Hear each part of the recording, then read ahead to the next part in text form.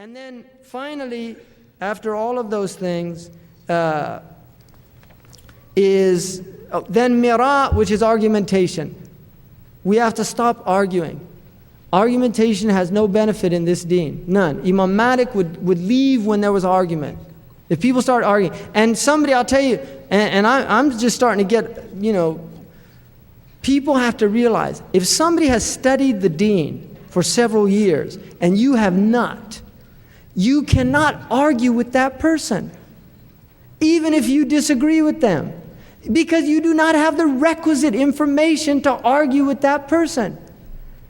Argumentation is something that is makruh amongst the ulama, but it's haram amongst the awam, according to the ulama. And this is why Imam al-Ghazali said, leave knowledge to the ulama.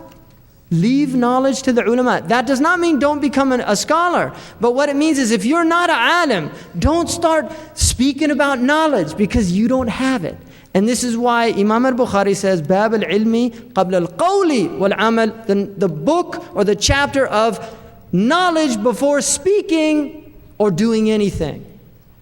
So really, we have to guard our tongues about argumentation.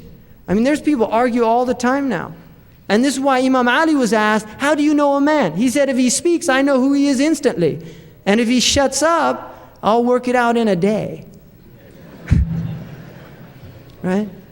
Somebody speaks, he'll expose himself immediately. Either he's a fool or he's an intelligent person, because a man lies hidden under his tongue. So we have to learn our place in the world. This is part of adab. Really, it's part of adab. A student of knowledge is not the same as somebody who's not a student of knowledge. And just because you have your book like Fiqh Sunnah in your house in translation, and your Muhsin Khan Bukhari in translation, and your Noble Quran in translation, does not mean that you are a scholar or even a student of knowledge. Because one of the secrets of this deen is it's taken from other human beings. Allamahu shadid al-quwwa. The messenger of Allah was taught by Jibreel. The ulama say the wisdom in that is to teach the ummah that knowledge is taken from teachers. And he said, إِنَّمَا بُعِثْتُ مُعَلِّمًا. Right? The Prophet was sent to teach people, but he himself was taught, and he was taught by somebody who was less in stature than he was. Which is a sign that we should take from people. Somebody might know tajweed and that's all he knows. And I might be a faqih. And so my knowledge is greater than his knowledge, because knowledge of fiqh is over knowledge of tajweed.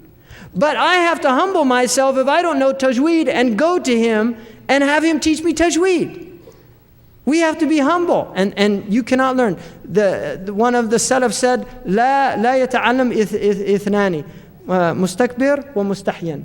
An arrogant person and somebody who's too shy. And that's called haya madhmoom. And I've been going on a long time, but the last thing I'll finish is mizah, mirthfulness, jesting all the time. Mizah is a disease of the heart. And that does not mean that we can't be light from time to time. But we should not, and especially in these times, we should not be light people.